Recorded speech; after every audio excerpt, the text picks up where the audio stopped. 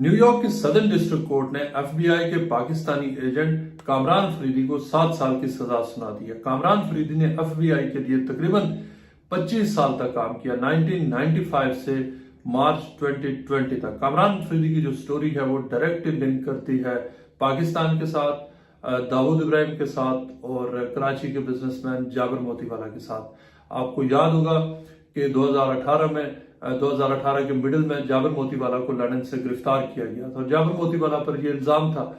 कि जाबिर मोतीवाला ने अमेरिका वो क्लास से ड्रग्स इंपोर्ट करना चाहते थे, एक्सटॉर्शन में इन्वॉल्व थे, मनी लॉन्ड्रिंग में इन्वॉल्व थे। ये तीन, और ये कि वो जो डी कंपनी है दाऊद इब्राहिम के बिहाफ पर पूरी दुनिया में उनका नेटवर्क चलाते हैं।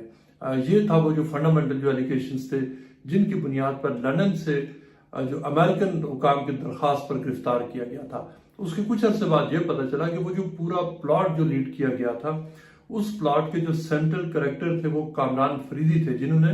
दाऊद इब्राहिम को कराची में और मुख्तलिफ और जगहों पर उनको ट्रैप किया और कामरान फरीदी का जो कलेक्ट किया हुआ एविडेंस था उसकी बुनियाद पर जाबिर मोतीवाला को गिरफ्तार किया गया। लेकिन फिर जो एक बहुत ड्रामेटिक एक टर्न आया और इस साल के शुरू में तकरीबन जो मार्च अप्रैल की बात है,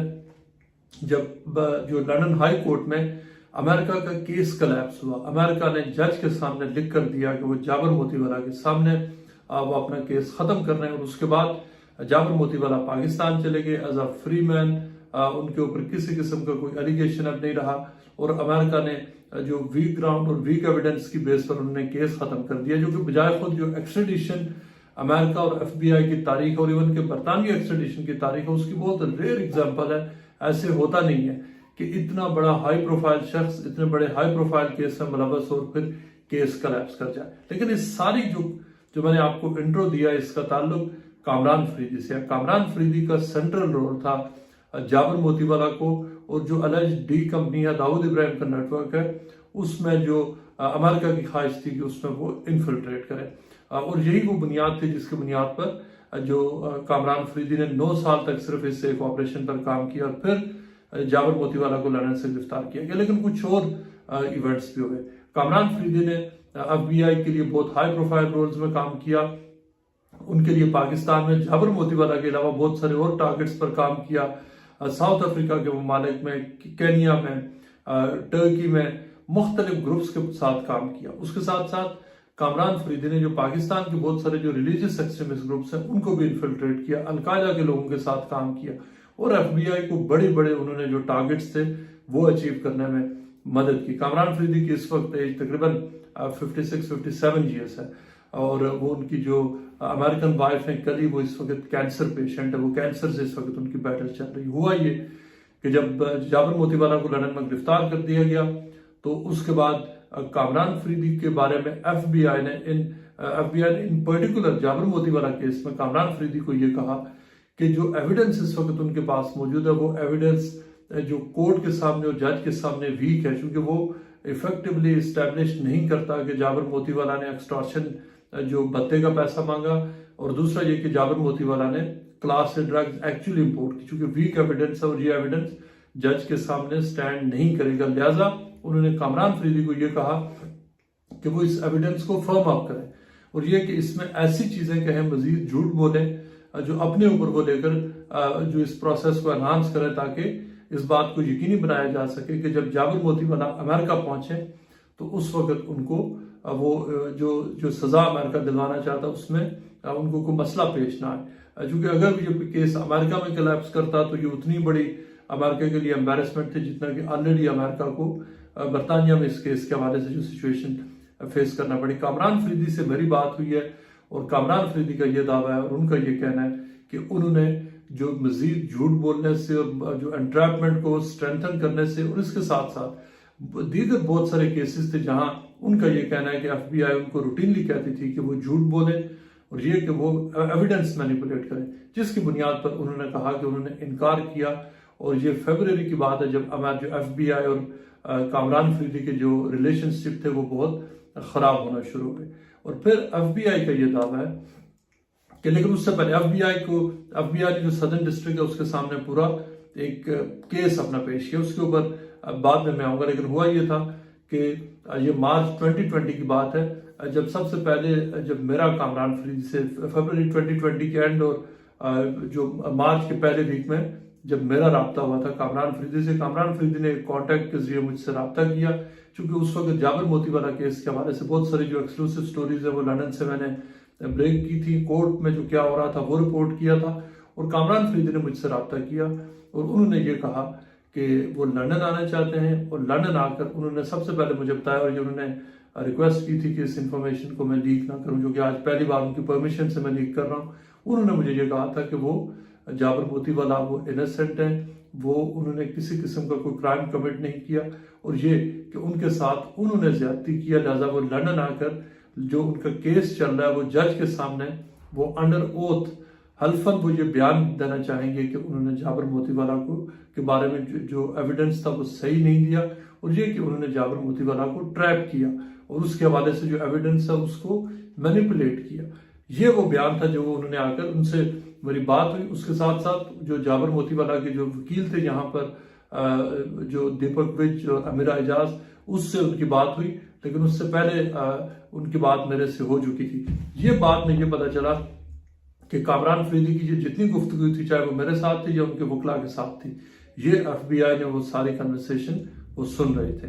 वो चूंकि कामरान फरीदी ने अपने नंबर से ये कॉल्स की थी, कम्युनिकेशंस की थी, लिहाजा FBI ने ये सारी कन्वर्सेशन सुनी हुई थी। और उसके बाद जो बहुत सारे इवेंट जो और ये FBI ने ये चीज जब कामरान फरीदी को बाद में लंदन से उनको डिपोर्ट किया गया तो उनको उन्होंने बताया भी कि आप किन किन लोगों से बात कर रहे थे।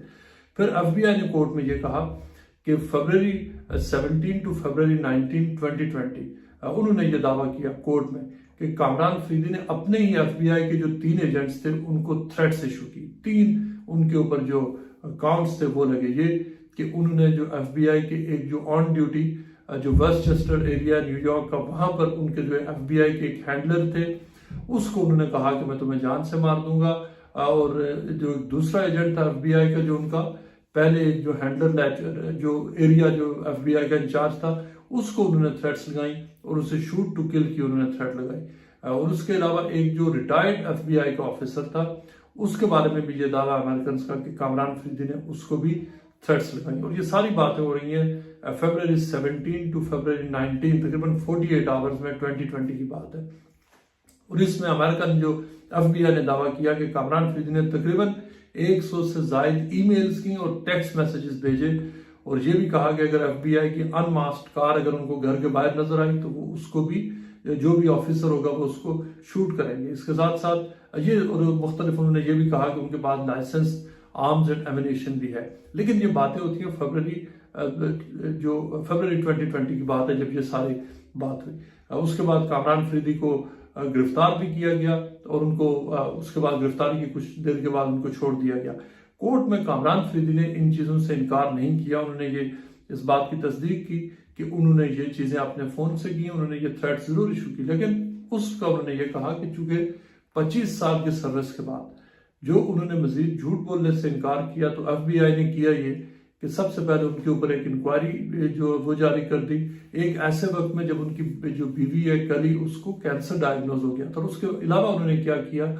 कि कामरान फरीदी ने तकरीबन जो मुख्तलिफ ऑपरेशन में, चाहे वो टर्की में थे, आईसिस के साथ थे, या दीगर मिलिटेंट इस्लामिक ग्रुप्स के साथ थे, चाहे इंडोनेशिया तक, चाइना तक, जो उन्होंने फिलीपींस तक जो ऑपरेशन किए थे, $1 लाख जो उनको देने थे वो उन्होंने देने से इनकार कर दिया और इस हवाले से एक्सक्यूजेस बनाना शुरू कर दिए, जिसपे उन्होंने कहा कि उन्होंने टेम्पर लूज किया और उन्होंने ये सारी थ्रेट्स लगाई। लेकिन फिर हुआ ये कि उसके बाद कामरान फरीदी ने कहा मेरे से राब्ता हुआ, वो लंदन आना चाहते थे, लंदन आकर वो मुझे इंटरव्यू भी देना चाहते थे, और उसके अलावा वो जो लंदन हाई कोर्ट में जज के सामने वो अपना जो स्टेटमेंट देना चाहते थे कि जाबिर मोतीवाला को किस तरह ट्रैप किया गया। लेकिन फिर कामरान फरीदी ने वो लंदन पहुंचे 3 मार्च 2020 को, वो हीथ्रो अपनी बेगम के साथ पहुंचे, लेकिन हीथ्रो से उनकी बेगम को तो बाहर निकलने दिया गया, लेकिन FBI की रिक्वेस्ट पर उनको बरतानवी हुकाम ने इलीगली उनको रेंडर किया। FBI के ही लोग आए, उन्होंने आके हीथ्रो से उनको गिरफ्तार किया और फिर लंदन गैटविक एयरपोर्ट से उनको वापस अमेरिका भेज दिया गया, जहां पर उनको आगे FBI ने स्कॉट किया, उनको बहुत डिफिकल्ट कंडीशन में रखा और फिर उनका ट्रायल हुआ और उनको फिर 7 साल की सजा हो चुकी है। और ये सारा जो केस है इसमें जो कामरान फरीदी का जो जो डाउनफॉल है ये शुरू उन्हीं डेट्स में होता है, फरवरी 2020 में, कि 25 साल की सर्विस के बाद जो कामरान फरीदी का जो उन्होंने एक जो इलीगल एंट्रैपमेंट थी उसका मजीद हिस्सा बनने से और एविडेंस मैन्युफैक्चर करने से इनकार किया, जिसके बाद उनके जो पूरे तलकात थे वो खराब हुए। कामरान फरीदी की बहुत ही इंटरेस्टिंग स्टोरी है कि कामरान फरीदी FBI का हिस्सा कैसे बने। कामरान फरीदी उससे पहले कराची में उनका जो पीपल्स स्टूडेंट्स फेडरेशन से क्या ताल्लुक था, और जो MQM की जो स्टूडेंट ऑर्गेनाइजेशन थी APMSO उससे क्या ताल्लुक था, और ये कि कामरान फरीदी ने पाकिस्तान के अंदर किन किन ग्रुप्स के साथ उन्होंने इन्फिल्ट्रेट किया और इंटरनेशनली, ये सारी तफसीलात हम आपको बहुत जल्द एक और वीडियो में बताएंगे।